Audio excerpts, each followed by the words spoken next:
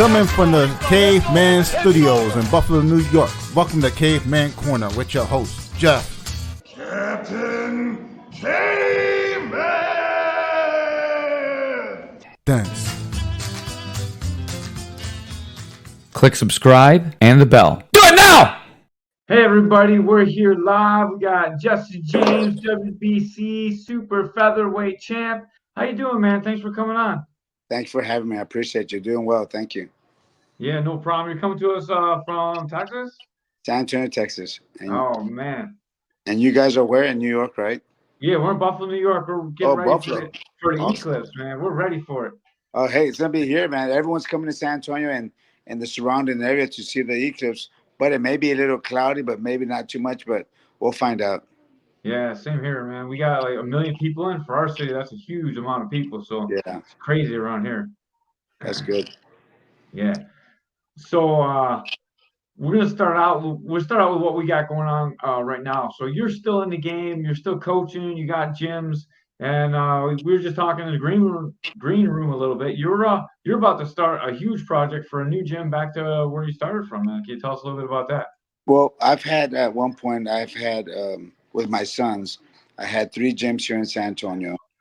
We closed them all down, made one big gym where I'm at now, and that's getting a little too small. So we're thinking of now we want to do a sports complex in the south side of San Antonio, kind of from where I'm from, and we want to do a sports complex, do the boxing gym, and then do things to feed off that boxing gym, like a cryotherapy, physical therapy, mental therapy, strength and conditioning, and things like that, and have it all under one base, under one roof, so to speak, and just give back to the community, give back to sports, give back to what we can. I've had my gym now for 20 years now, and we trained businessmen, businesswomen, stay-at-home moms, stay-at-home dads.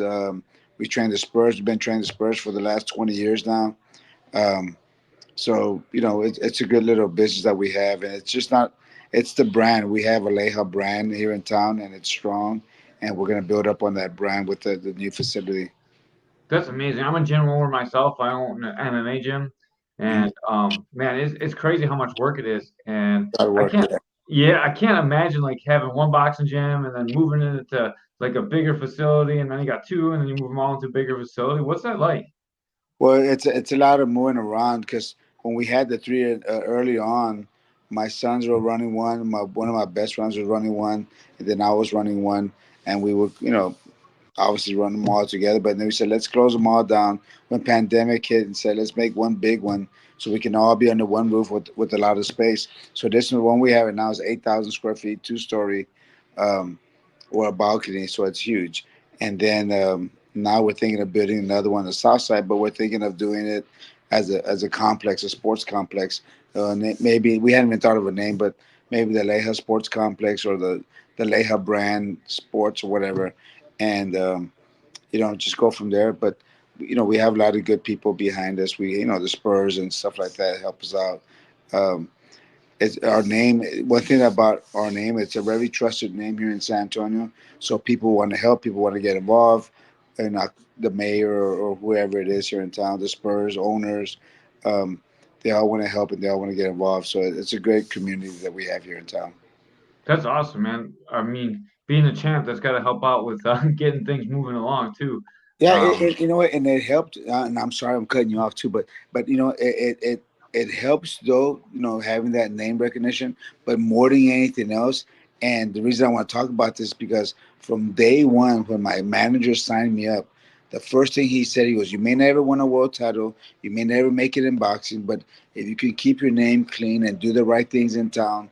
I already had one. I already had gone to the Olympic trials in '88 when I was an amateur, right? So my name was okay. It was getting big as an amateur. But he said, if you never win a world title, you never do anything big in your community, or you never do stuff that through boxing. He goes, if you keep your name clean and do the right things in the city, somebody may want you to work for them, whatever, right?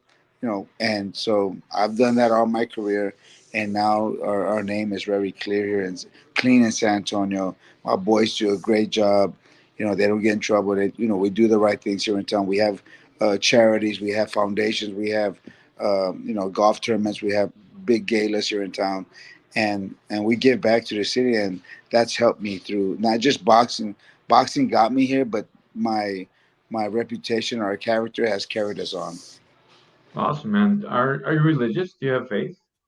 I grew up very Catholic with my mom and my parents and all that, but I am a more of a I like the Buddhist way of thinking, where you owe it to yourself. You gotta do it yourself. I can pray all I want all day long, but I gotta go out there and do it myself. No matter what, I have to have the strength to do it myself. And everyone, everyone's different. And I'm on the for all religions. If someone's gonna feel better about themselves and do whatever they can to, I'm all for it. I'm behind you on 100%.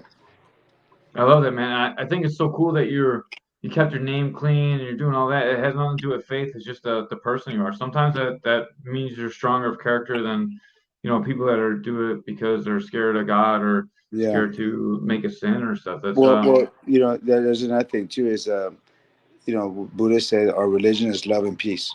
That's our religion. that's awesome, Hey, and it's so caveman. crazy. Hey, Go ahead, Ray. I'm sorry. Let me cut you off. now I'm gonna say that me and you could work a charity too, boxing charity coming up Hmm. Yeah, in a we few are. months. That's It's awesome. gonna be Buffalo versus Ireland. It's gonna be like a what's a kids division, caveman. Yeah, there's going to be a kids boxing event, and they're paying to bring all the people from Ireland and all the inner city Wow. kids. They're going to box each other, and we're donating. We're plugging it, and we're commentating, and we're doing all that, and we're giving our time for free to help them out, and like Yeah, all of Buffalo's helping out too. So it's we're trying Yeah. to do good things too. And that's the thing. And that's the thing where those kids will never forget. And those kids will. I'm telling you, man, the kids don't forget. I used to go to a bunch when I was fighting. I've gone to over 200 middle schools and high schools and whatever elementaries and talked to all these kids about doing the right thing. Like most guys or people go and talk at schools, and we need a speaker at the school, whatever. So I would do it more, like too much, right? Sometimes. But now that I'm 58 years old, and all these kids I was talking to are in their 20s and 30s and 40s, and they all say, "Man, you came to my school. I'm going to support you because I remember you came to." And I said, "Wow, that's what it was about." I went in, and they see it. They see the good that we're doing, and they want to give back as well. That's awesome, man. That's such a good story. And I chuckled a little bit earlier about the Buddhism, love, and faith, but people don't understand how much love there really is in like combat sports. You go in there to fight, but like your team is your team, man. They're like brothers, and it's a bond that people that aren't in the military and never fought probably can't understand. Yeah, and the thing is, what happens after every box, or even not but most fights, the guys, try and knock each other's head off. At the end of the round, they're hugging it out, and they're, praying together, or just become best friends at times, and that's what the sport does. It really is a sport about like testing yourself. You go in there and like you go through, you're almost willing to die at times, especially like a high level professional. Like you're taking damage to your body that is never gonna heal. Yeah, You're taking things that change you forever, and like the person that you're in there with is giving you the opportunity to do that too, and they're going through the same things you are, and whoever's better is going to win that fight. But you're both doing the same thing, and you're both trying, man. And there's a lot of like it's hard to fake that respect. I mean, guys jaw at each other and we talk a bunch of crap to make money and sell tickets, but very few people actually believe that. They just get in there and fight, and then that's why you see everyone hugging after, man.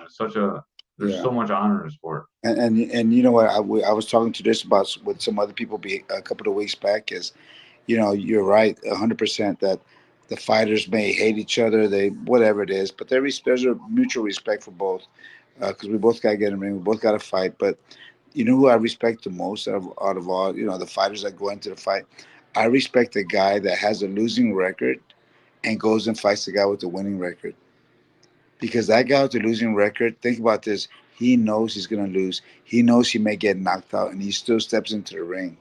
The guy with the winning record might not do that. If he knew he was going to lose and he was going to get knocked out, he may not step into the ring because he's so used to winning. But if he knew that was going to happen to him, it may change. But that one guy does it every time, month after month, year after year. He's in that ring, knowing he's going to get knocked out. And I'm talking about these guys that have a 10-30 record, They're supposed to go under and lose. That guy, people think, oh, look at that bum, look at that bum. But that bum, you couldn't do what that bum does because you don't have the heart. You don't have the heart or the guts or the courage to do that. And why is he doing it? For his family. That's the guy I respect. That's the guy I bowed down to. Said, man, are you got my man, you got it all, man. Because I couldn't do what you do. I couldn't do that. Not only that, those are the guys that usually. Well, there's like two types of guys. There's the guys that are just doing it like they're like, oh man, I couldn't make it, and they do it for the check. And then there's the guys that do it for the love of the sport. And Yep. they just didn't have, for some reason, don't have physical tools, or they can't put it together. Or the trainer, Uh, right? Maybe they don't have the right trainer or yeah, the right team behind them. You or they know. got like some problem in their life that just makes them not okay to do it, like some kind of addiction, like could be Yeah. gambling, could be it's usually women, or it could be drugs, but like they just got a bad relationship sometimes, and they Yeah. just can't peak at the right time, and Yeah. then Yeah, there's a man, it lot of stuff happens. that happens. Mental, it could be a mental issue, whatever. But those guys still get in there, man. They know they're gonna get knocked out, and they still walk into the ring, give their heart, give it all. Yeah, they give their all, but they don't have it. I respect So that guy.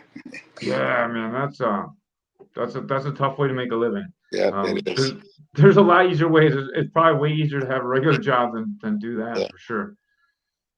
You had a lot of fights, man. I'm just scrolling through your record. Is there any fight that really just sticks in your mind that is very memorable for either because of the win, the loss, or the story going into it? Man, think about it. I fought everyone you could think of. The number one fighter. I fought the number one fighters in the world. That in my era, right? The number one fighters in the world, the best fighters in the world, and there's everyone. Every fighter has a special memory or a special moment. Um, but the ones that stand out, obviously, the ones when I fought Azuma Nelson in front of 60,000 people here in San Antonio. When I fought him in Vegas for the second fight and beat him for the world title. Even when I fought him for the fourth time, I fought him in San Antonio for the IBA world title. I still fought him and still, I won that fight. That third fight where he stops me, I fought him 42 rounds. And every one of those rounds was like, oh my God, what's going to happen? Because this guy was a beast. He was a beast. You just didn't know what to expect. At any moment, he could knock you out. At any moment, because he had that much power. Like the Oscar De La Hoya fight, it was a short fight. It was what, 3 rounds, 2 rounds? Short fight. I got hurt, got stunned. That guy couldn't hit, man, for that as he was 135. I always tell people Oscar hit hard at 130, 135. Can you imagine how hard he hit? Because he was knocking guys out at 160, 165. And Yeah. can you imagine how strong he was at 130? This guy was, super strong, but that was a great fight for me because I just remember when I was in Madison Square Garden in the ring, I'm looking around, getting ready for the fight, and I'm looking around. I see all these stars all around, and actors and movie stars, and uh, NFL or NBA stars, and I'm thinking if these guys only knew what it took for me to get here, I wouldn't have been fighting for 6 years of my life. And now here I am, Madison Square Garden. I'm like, I kind of gave myself a attaboy, but then I said, come on, let's go and fight. And I went after him. I went after Oscar because I knew I had to. He stopped me. He came with a good left hook. But for me, that was a big moment in my life because I said, if I could make this, I could do it anywhere. I could do it anything. I could go anywhere and make it because look where I'm at right now. So I had an inspiring professional career. I had like 10 fights, Mm, and I always wanted to fight in Madison Square Garden. I fought MMA, and it was illegal in New York for most of my career. yeah. So like I really got to fight in New York so much. But what's it like fighting in the Garden? It's just so many special memories from the past that you've seen and read on articles and seen on video and stuff. Jake LaMotta, Sugar Ray Robinson, Muhammad Ali, obviously. All these guys fought there, and then I get to say I fought in the same ring they fought in the same place they fought. And I was like, wow, it's almost like okay, you made it. you know, that That's type like of thing.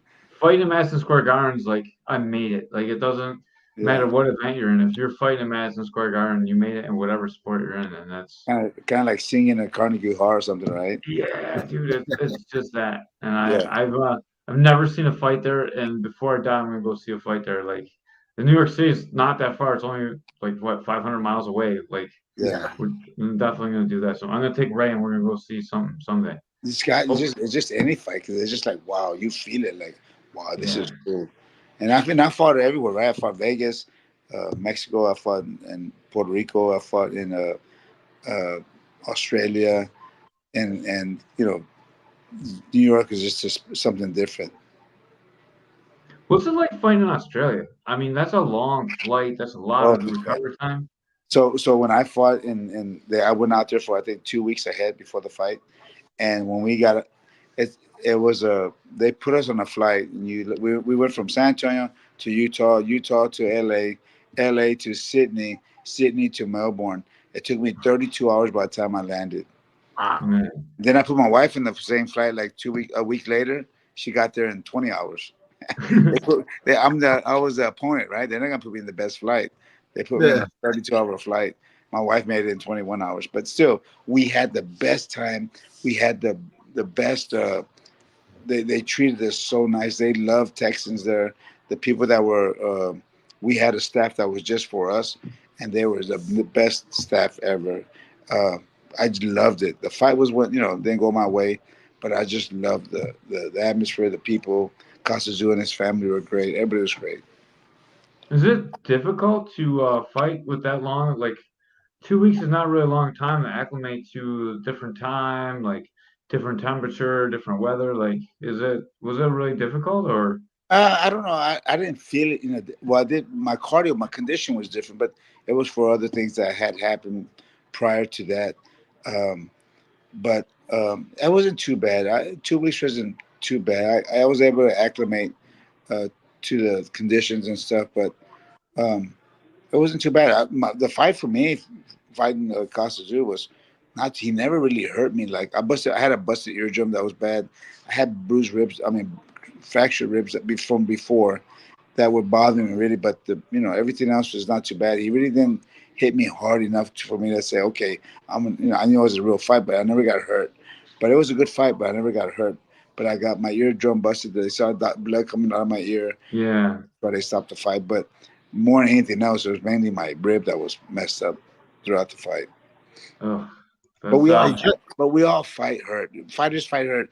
Bad elbow, broken nose, bad knuckle. There's always something going on. So, you know, that's just part of the game. hey, Jess, do you miss HBO boxing? Oh my God. Every time I still have HBO right now. I never even watch it. I'm like, why do I even have HBO? Because all I did was watch boxing on HBO. Yeah. It's so sad that you have that, Yeah. or even Showtime. Even Showtime, it's just not to have that boxing like that, like we used to have it. It's yeah. sad.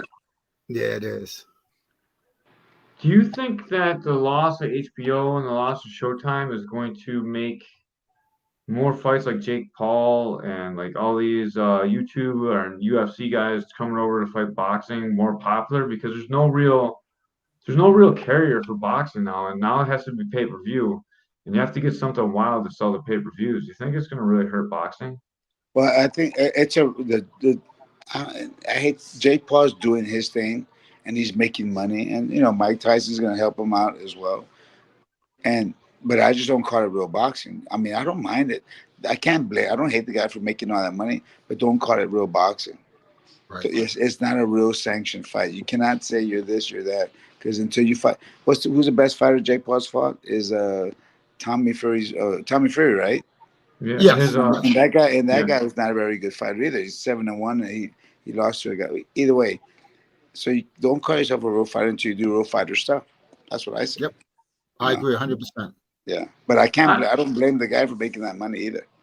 Right. Yeah, I didn't mean to turn to discussion of Jake Paul. It was just kind of an example. I feel like without the platform of HBO and without the platform of Showtime, like boxing doesn't have a real platform to put itself out there. And because they don't have that platform, you have promoters that are gonna have to sell like crazy pay-per-views, and you're gonna get Yeah, more of these like exhibition, yeah, crazy, yeah, silly, like not silly. I mean, they're exciting to watch. Like I want to see Jake Paul fight Tyson because like Tyson's old enough that like maybe he can still hit him once and finish him. Like it's competitive and it shouldn't be. Tyson's like 58. If he's fighting a yeah, regular 27-year-old fighter, it should not be close at all. yeah. But like And we but don't need. here's the thing though. Here's the thing about even though Jake Paul's 27, he doesn't have to be the best. He's 27 or 28. Mike Tyson's 58. I'm 58 as well. the other day, a few weeks ago, I was with my son, who was 27, 28, and I was sparring with my son. This while back, he goes, "Come on, Dad, I'll let you hit me." He said, "I'll let you hit me." And I said, "Okay, come on, let's get him in." I'm trying to hit him. I couldn't hit the guy. I Yeah. couldn't hit my son. I'm 58 and I'm in pretty good shape. I don't box, but I'm in pretty good shape. I play basketball, I do all this stuff. I'm at the gym all day long. I burn, I do like 50 and 20,000 steps a day every single day. But my son said, "Come on, Dad, I'll let you, I'll let you hit me," and I couldn't hit him. I said, "Okay." I was hitting him to the body, but I couldn't hit him to the head. I was like, "Oh my God, I'm so slow," But Yeah. that's because I'm 58. And if you watch Tyson train, I mean, like everyone I talked to, like, oh, he looks so great. I was like, Tyson doesn't look great. Look at Tyson when he's 18. Look at Tyson when he's Yeah, 26. Like, Right, he doesn't right, look like Tyson hitting the pads now. He right. looks like guys at the gym like that I I fight mean, with. You know what I he, mean? he looks he looks good for a 58-year-old guy, but Yeah. yeah, yeah, yeah, There's no head movement. There's no bounce. His legs aren't there. right. Like, yeah. And what is it? A 20-second clip? yeah, yeah, and that's Second it. clip. Yeah. I, I I worry about that because if that happens, if Jake Paul does win, it's not. There's no winner. Remember, that's even on top. There's no. They can't declare a winner. Right. Whatever it is, but whatever it is, Jake Paul, he's gonna come out on top. And Mike Tyson makes money. They both come out on top. But I think boxing loses. yeah, I think Those guys come out on top, and I don't blame them. But boxing loses on this one as well. I really I hope agree some 100%. platform like ESPN or someone picks up like a big boxing show. Like boxing's losing all the like HBO's gone, like Showtime's gone, like Yeah, now Netflix instead of carrying like real boxing, they're gonna carry this.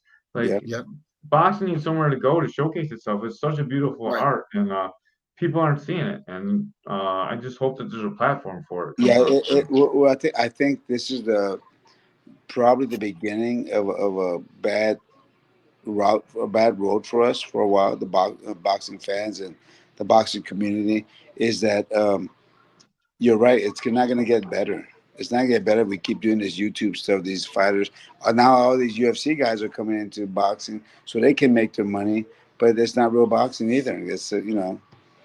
Yeah, look what happened when Francis fought a real fighter. Like 2 rounds, it's over. And Yeah, Yep. like Conor McGregor, like they carry him for like 8, 9 rounds. Like yeah. I mean, it's cool that they do it, and like no shade on the fighters. I'm glad they're doing it. I'm glad they're testing themselves, but like it's not it's not really boxing. It's not And boxing. It's not the sense. It's not the sense of boxing. It's not like your Muhammad Ali fight. It's not your Joe Louis. It's not Sugar Ray Robinson. It's not Salvador Sanchez. It's not Julio Cesar Chavez. Not Pernell Whitaker. It's not those guys fighting and doing against someone great and going the distance. If that's real fighting, we're seeing just what was a train wreck, right? We're watching. Oh, look at that train wreck. It's gonna happen. Oh, look at that happen. That's what we're watching. We're watching a yeah, train wreck. and I don't see an answer for it. And I like every time we have someone that's prominent in a boxing community that has boxing ties and boxing gyms, I'm trying to reach out and find a solution. Like what's going to save boxing? What can we do to help boxing? Who's going to carry boxing? Yeah, I think the way it happens, you get a promoter that just strictly cares for the game enough to make it reputable, make it where with character that no, this is boxing. You got to do this. You got to do this. You can't. There's no shortcuts. Back the way it was in the '70s and '80s and '90s. It's real boxing. That's all. If you can't do this, we don't need you. And bring in the right fighters and the right people. It's got to be fair. It's got to be fair. And I don't think any of the promoters right now are doing that. They're doing it for themselves. They're making money. But like my when we started doing boxing, we were helping co-promote with Bob Arum, with Oscar, with top with the not the zone. I forgot the name. But anyway, we were doing all the co-promotions here in San Antonio, where in Texas we did Canelo Kirkland, we did Canelo uh, Trout, Austin Trout. We did all the work, But we were doing it with Oscar and other guys, but those were real. And we did uh, uh, when I'm trying to think of his name, Figueroa. When he fought that guy from Japan, they had the great fight. We did that. We did Marcus Maidana, and when he fought, was Mike Tyson's guy at 135, where Marcus Maidana has dropped him a couple of times. Um, anyhow, we did all those fights, and they were the best fights for that year. There were the top fights, the top place, because we had character. We know what it took. We weren't trying to rob anybody. We were just trying to make good fights. We don't care what the money was. We were trying to make good fights, and we're not doing it anymore. And now we see the fights like anyone's doing fights. They look terrible. It's just for the promoter to make all the money. It's changing a lot. It's not. It's the name of the game is not to the good of the sport. It's not for the good of the sport anymore. It's for the good of the promoter. Yeah, it's sad to see. Yeah. I have a friend, Alex Castellano. He's a pro boxer, and like, just even getting fights is tough. You know, like fights where they want to pay and carry the guy, and Mhm. it's just such a hard game now. It's Yeah. so different than 10 years ago. It's not gonna be this. And I don't see an end to it. I don't see it getting any better. Or I see it getting worse. I don't see it getting any better. Yeah. Something has to change. We need a billionaire that like the billionaire that bought the UFC to get a bunch of Yeah. boxers and fix it. Maybe get some Saudi money and Yeah. like Saudi Arabian money, and they can make Yeah. some really good fights. Like, Right. why not? They're doing it with golf. They're doing it with other things. Maybe they can say boxing too. Yeah. Yeah. That's just gonna take. But you know what? There's so many entities, so many different people with their hand in boxing that they're all greedy and they're all trying to make money for themselves, and they don't care about the sport. They don't care who gets knocked out. They don't care if they're mismatches and all that because they're so greedy that it's not gonna happen. It's not gonna happen. And like you're right, we were talking about that today. I was at the Texas Open today, at the golf Texas Open here, and they're talking about how live and or live whatever you call it, and the PGA got together to make golf even better. Remember, they Yeah, were suing each other at one point, and then now they got together to make it better, and like now it's getting great.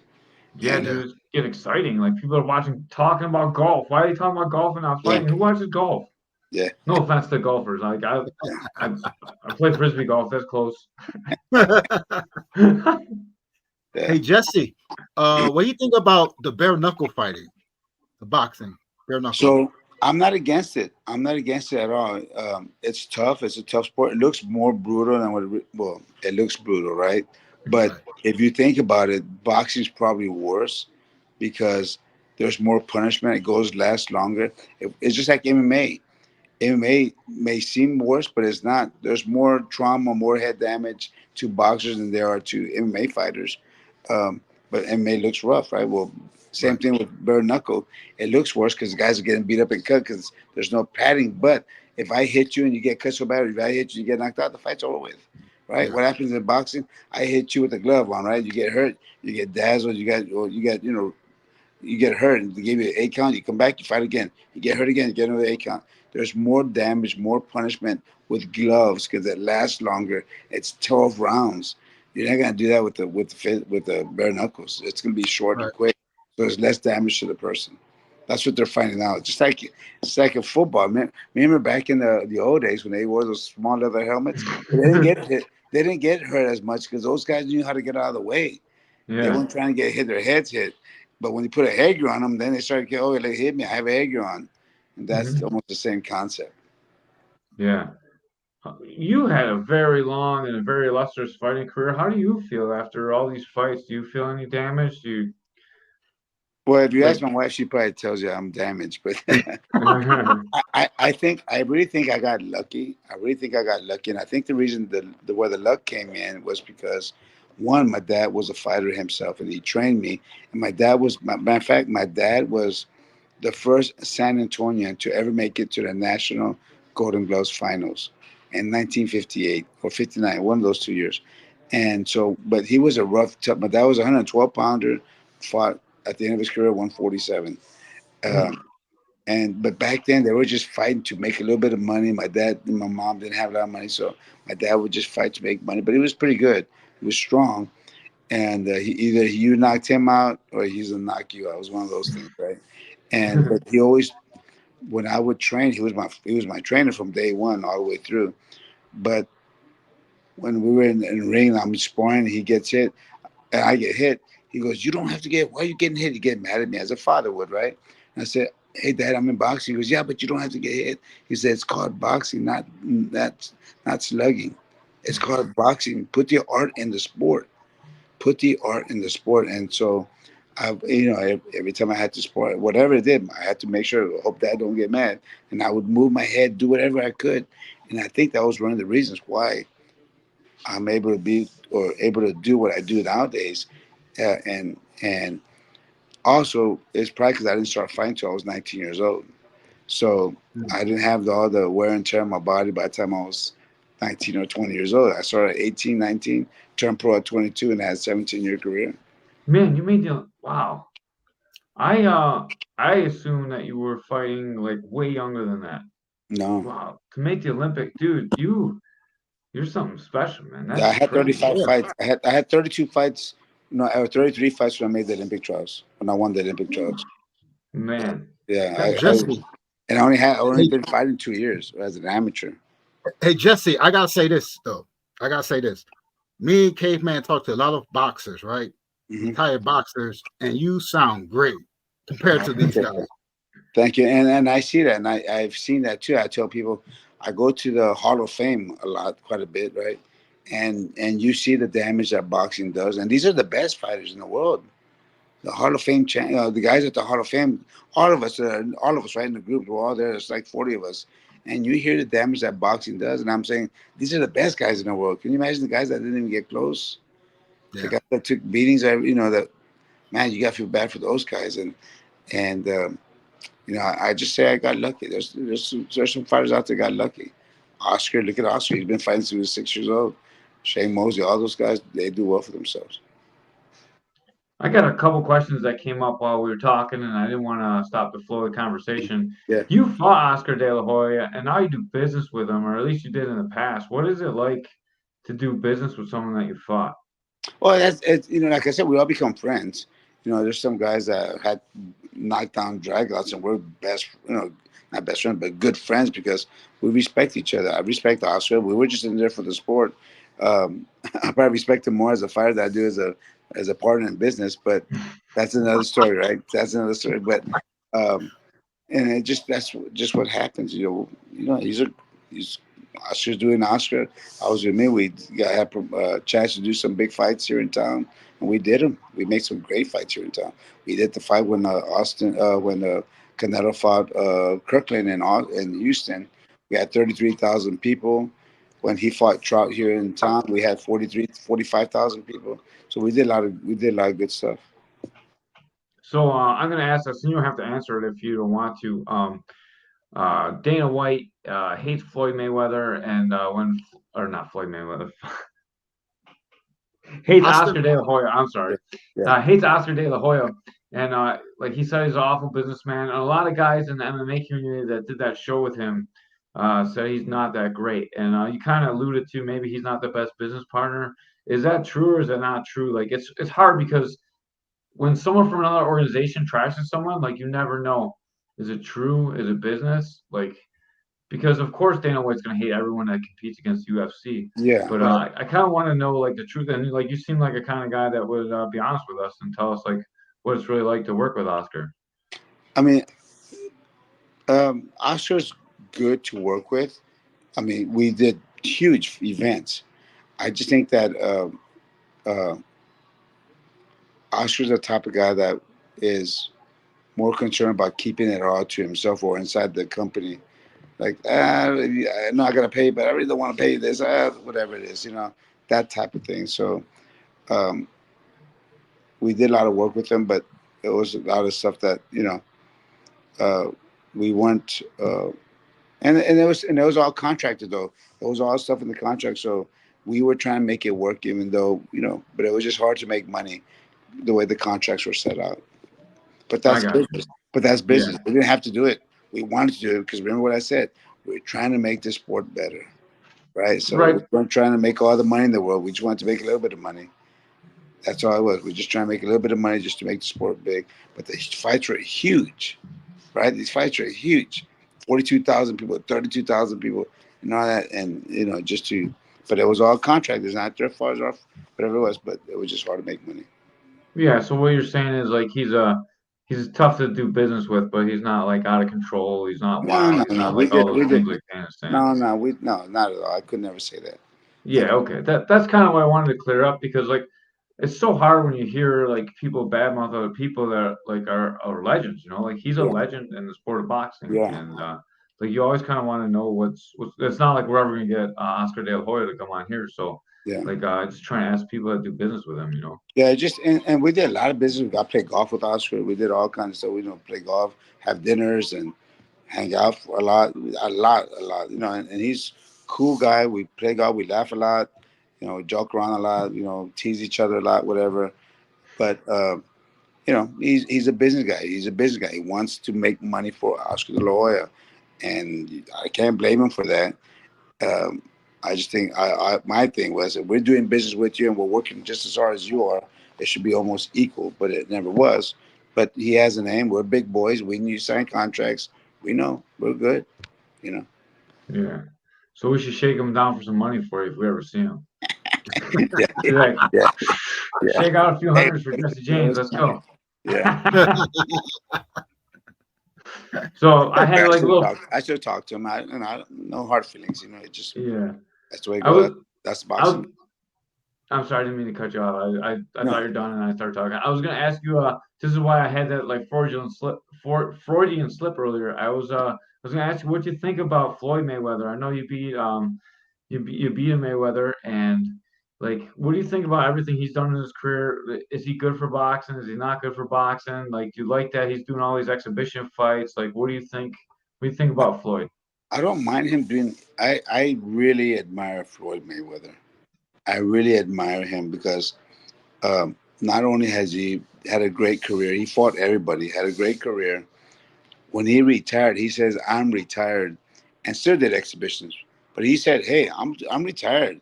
I'm just doing exhibitions. I'm not boxing anymore. I'm just exhibitions. And I'm getting Hmm. paid for it." How do I? What he's even says that I'm not a boxer anymore. I'm just doing exhibitions. It's just like if it was a golf, like say the best one, the best Lee Trevino, one of these golfers, Tiger Woods, he retires from boxing, he can't golf anymore, Right. and they're gonna pay him to go and play golf, right?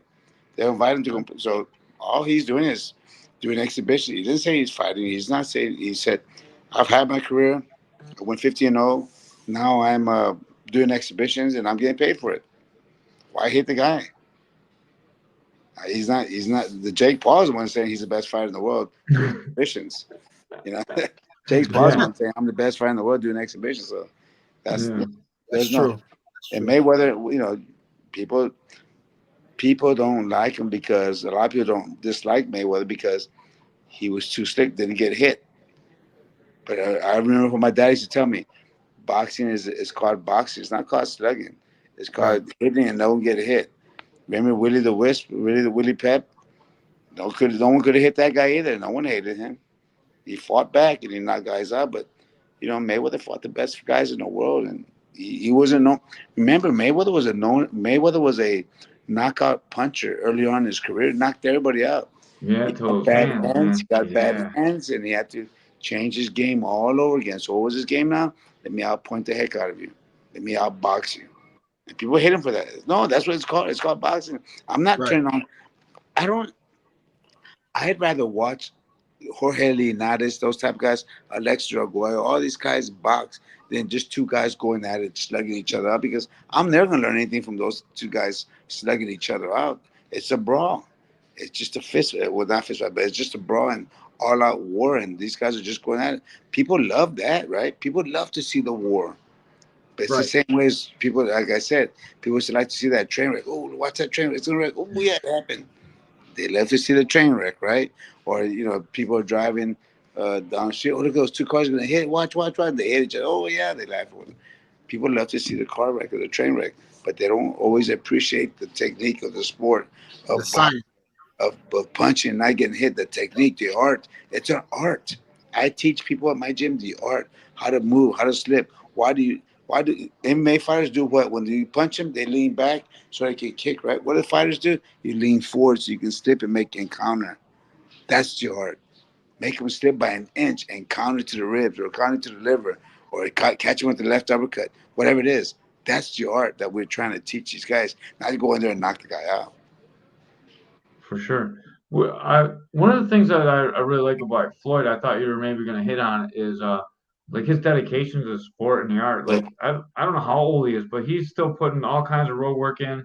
He's got more money than anyone possibly should ever have, and Yeah. he's still putting in the work and he's still training and like. And he says he's not getting ready, but he's spending like all the time in the gym, and like to him, that's not getting ready. It's like Yeah. it's a lot of discipline.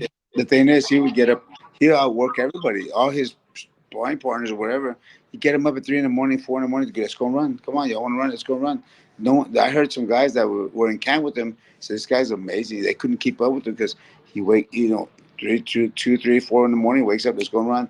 Whenever he wanted to, let's go and train at 6 in the morning. We're going to train. Whenever he felt like training, they were going to go and train. He took his team with him, and they couldn't keep up. Some guys could not keep up with him. And you know Yeah, all this stuff, all this the spinning pads and all that is for sure. When he does mitts and he's in camp and he's doing his stuff, he's like everyone else. Mitts, boom, boom, boom, rugged, walking it out, whatever. He's not doing all this flash. It's all for the cameras and for the people and all that. But he's a real fighter. He's not a showboat. Like it's not I don't call it showboat, but what he does for the cameras is different. What he does in behind closed doors. that's cool. I love that you said all that. Almost everyone that we've had on here has not had too many good things to say about Floyd, so I'm glad that you did. I like that. Great guy, gives a lot of money out. Just doesn't have to tell everybody about the money he gives out. Helps a lot of people. Um, Class act. He's just respectable. He respects all his. He doesn't dog anybody. Doesn't talk trash to anybody. That's what you want. For sure. I have one more question I have to ask. I'm sure Ray's got stuff he wants to ask too, but Yeah. what was it like to fight Mickey Ward? Mickey Ward was like one of my favorite fighters, Mhm. and you beat one of my favorite guys. So what was that like? Now that was a very tough fight. Now we all know, right? He's gonna hook to the body, come after you nonstop, catch you with a hook to the head or to the body. So we worked on camp with just keeping my right hand tucked in, but just enough where I can dip down, and we worked on blocking the liver. He never hurt me to the body, never hit, but he hit me one time in the arm, and I'm like thinking, okay, if that would have hit my rib, it would have broke my ribs, or it would have caught me, it would have knocked me out, whatever. And I'm like, when they hit me again, I was like, okay, if that would have hit me, it would have knocked me out. He hit so hard with the hook. But if we just made sure that we stayed busy, um, being aggressive and being fast, I got cut in the first round. We just barely nicked. I get cut because I have sharp eyebrows, right? So we barely nicked heads. And as soon as it happened, I looked at the ref. I said, "Watch his head," because I knew I was gonna get cut. And sure enough, I got cut. But from that round on, his cornerman, his brother, and everyone else hit the cut, go for the cut, right? So when I heard that, I said, okay, they're gonna make this cut worse. I'm gonna win points. I'm gonna outscore him, outwin him, win. Because if he's gonna make it worse, they're gonna stop the fight. And sure enough, after the fifth, they stopped the fight. My cut was from I don't know if you've ever seen. I had Yeah, 30 stitches from one eye to the other side. So he made the cut worse, but he didn't win points. I was winning on points, and I won the fight. And so it that's was tough. awesome. Way I don't like I don't want to win on the cuts, but um, the fight happened at one. He went on to fight Gotti. I went on to fight Casazu. So it worked out for both of us. Yeah, like the legendary hooks and like the story told is awesome. And thank you so much for that, Ray. What I know you had you wanted to ask some bare knuckle stuff, so I didn't mean to steal all your Oh no, no, time. no, no, no. We already asked him that about how you Yeah, feel about the full knuckle. Yeah, I don't mind it. And like I said, I matter of fact, it's gonna be they're gonna either I think they're gonna vote on it sometime in June or July if they're gonna bring it to Texas, if the commission's gonna allow it to happen. And I'm talking my team is talking with the commission saying we want to do the first one in Texas. If it happens, we want to do the first one in Texas, which could be June or July if it does happen. But we want to be the first ones to promote it here in town. that'd be awesome. We have David Feldman on a lot from bare knuckle boxing. We won't tell him about that. You guys get the first one. Yeah, That's Ray's boy. Ray, earplugs, man. Don't blow us in. yeah. Don't say anything. Yeah. Awesome, man. Oh So man. were you about to say something, Ray? I didn't mean to cut Uh you off. oh no, you good. I was gonna say that hey Jesse, when I was younger, like in the early mid '90s, Hmm. oh man, it was an honor watching you fight, bro. It was an honor. Me and my father was a big boxing fan, and he was a your fan, and Oh man, thank you so much. we, yeah, we used to watch HBO boxing all the time, and you was one of our favorite fighters. Yeah. Thank you, man. and And and what it's it an is, honor to have you come on in our yeah. show. You know, Thank you, brother. that's And what it is I I always tell people my thing is I dare to be great. I want to be a great fighter, and I fought the best fighters in the world. I lost to some, I beat some, but that's all I wanted to do is test myself. I wanted to fight the best guys. I fought Shane Mosley, I fought Oscar, Mickey Ward, I fought Gotti, I fought Azuma Nelson 4 times, Louis Espinosa, um, Trey Dorsey. For everybody because I wanted to be. That's how I was gonna make my mark. I'm not gonna make my mark fighting guys I know I can beat. What's that gonna give me? I want to be challenged, just like if we were kids and we're running, who's the faster runner? Well, let's go and try it out, see what it is, right? Well, who's the better fighter, him or I need to prove myself, or I want to make sure that when people know about me, they said, well, this guy fought the best. He beat some, lost some, but he fought the best guys in the world. No one will ever say I ducked anyone. No, and that's what champions are made of too. Like always yeah, testing yourselves. Yeah. So yep. this is one of my students that I teach. He's like, I think 10, 11. He wants to know who's going to win, a prime Muhammad Ali or a prime Mike Tyson. Well, we've heard that from Ali had a great chin, and he had great legs, great speed. I think he would just keep Mike Tyson out until he stops him. I think he would just keep Mike Tyson away from him until he stops him. But Mike also had that crazy one power. But remember, Foreman had the same type of power Mike Tyson has too. Now Ali took those punches. He sure, I'm laughing because he says, shut up, I'm 13. Oh wow. He's just short. I was teasing him because he's a little bit small. So I always say he's 10. Um, I always thought that Muhammad Ali would take that one too. Like he's fought like a bunch of people, and then you see Mike Tyson and Evander, and you saw like how that fight went. And Yeah, yeah, Muhammad Ali at his prime is like way better than that. No yeah. offense to Evander, but it's the And best. who's the guy that Ali the who's the guy that the assassin guy the guy who was just a mean guy that Ali beats with the Phantom Punch? What was it?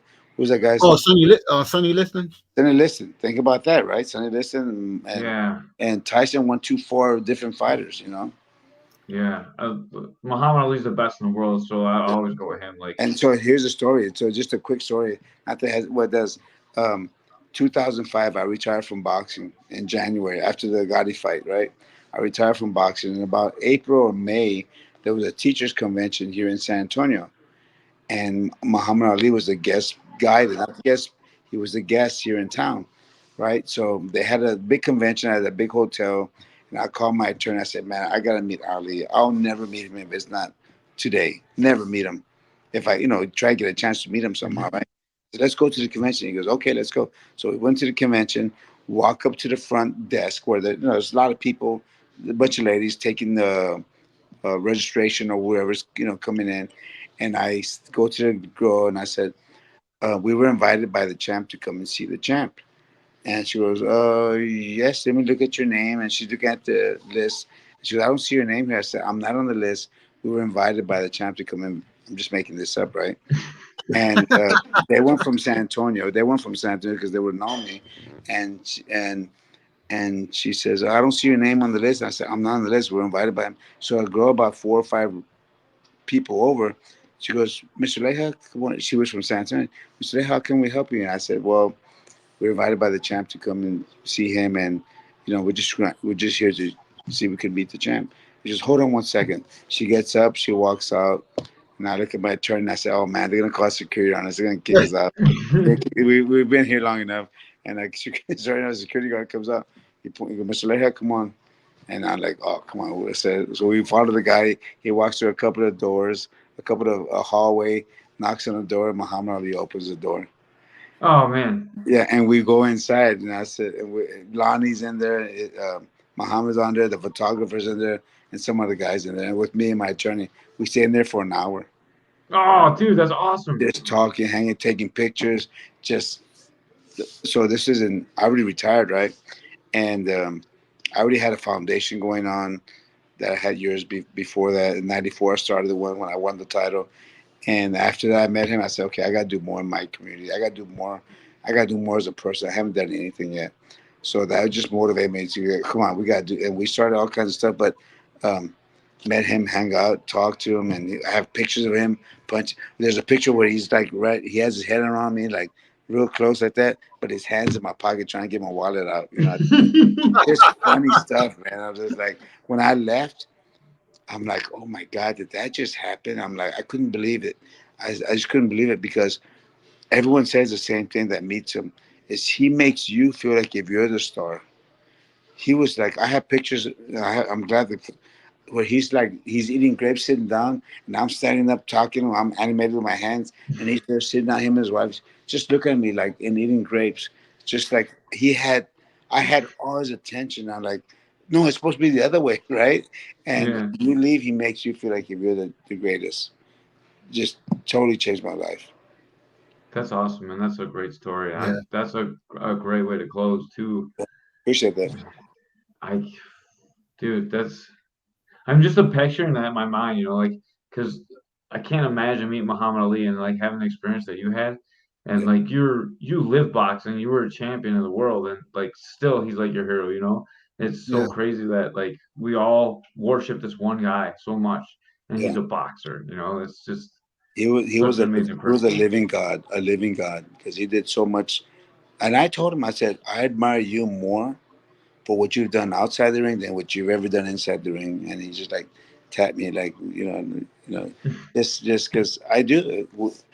Think about it, you're in the gym an hour and a half a day, but you're outside, 22 hours a day or 23 hours outside of that ring or outside the gym. So what you do outside means more to me. With the person you are, the character you are, means more than to me than anything you can do in the sport. Because that's not who you're really that character outside, not who you are in the ring. And I tell him, you changed my life. My dad loved me. Everyone, it was crazy to have met him like that. I know, and like the times that he lived in are crazier than the times that we're in right now. Hmm. Like we feel so divided between like Republican and Democrat and all Yeah, these issues, but like they had real wars going on back then, and yeah, he stood up to everybody back then, like the cancel culture to everything. He stood up to that, yeah. and yep. man, like And it doesn't. how many guys do you think right now would waste? Back then was a million or $2 million, right? I mean, he would give up his purse for what he couldn't fight for what a couple of years. Yeah, How many guys, NBA, football, anything, would give up that money right now to stand up for what they really believe in? not He many, did. man. He did it. He did it. That's why he's the greatest, And and is and then he came so back much and more won a than belt too. Yep. So I'm just saying, you think LeBron would say, "Okay, I'll give up 4 years of my career because I believe in this"? No, no. LeBron would say, okay, I believe what you want me to believe. I got no money. That's standing up to where you. That's man, that's crazy. That's crazy. yeah. And like you ask yourself, could you do it? And like I'd be like, man, I don't know if I could do it, Yeah. but he could. I'm human. I probably couldn't. I probably couldn't. He Yeah, could. that's Yep. crazy, Yeah. man. Bless him, man. That's all I gotta say. But Yeah. Jesse, thank you so much for your time. You want to plug your new gym one more time, like no, whatever you're man, I don't doing to need get to. it Well, going? our gym's doing great, man, and we may open another one in San Antonio. We're working on it right now. We got all these business guys involved in helping us out. But my gym right now is Leija Boxing and Fitness here in San Antonio. We're doing well. Got a lot of clients. I remember I train businessmen, businesswomen, the Spurs clients, everyone, not just boxers, everybody. That's Because awesome. Do you have because to keep why? the like? Because why? Because life is for everyone, right? And Yep. boxing is life. Do you have to keep like the savages away from like the regular people, or do you like does everyone kind of mix well? Everybody makes it well. I got millionaires, wives, stay-at-home moms, young kids. Everybody's welcome under our roof. You're just like anyone else. I love it, man. I love it so much. Thank you so much for your time. Like I only know you because you fought Mickey Ward, and to be honest, right? It's like, oh, I love this guy. I'm like, man, I don't know about this guy, but like you are one of the best guys Listen, that we've had I on grew up this watching. podcast. I grew up watching boxing in the '90s. So Yeah. So you saw. So matter of fact, not too long ago, Mickey and I were together in Florida for some stuff that's going on. But such a cool guy, man. He's gone through a lot. We were walking. Matter of fact, we went to go and eat. We were eating together. It was late, and we were eating together. My wife was with us, and we're so full. We ate so much food that we had to walk around the hotel because we couldn't lay down. It was already 10 o'clock, 11 o'clock. And we said, let's walk around a couple of 30 minutes, 'cause to let our food go down. We just talked the whole time. Just a great guy. That is awesome, man. Thank you so much for your time. Thank you for taking time on your busy day to come on our little podcast, man. We Appreciate you. appreciate it. Thank And you so much. man, we appreciate you so much. Yeah, it's Thank an you. honor to have me. It really is. Thank you, all We our got sponsors. Thank you, Integrity Martial Arts. Thank you, CNC Management, and Wait what's for the other one? promotion. Yeah, K4 Promotions. Thank you guys so much for all your assistance with our podcast. Thank you again one more time, Jesse, for coming this. on. We appreciate you so much. Have a Man. great night. Let's stay in All right. touch. Okay. Thank you. All right. Thank And you, with sir. that, we are out. Peace, guys. Thanks. Peace.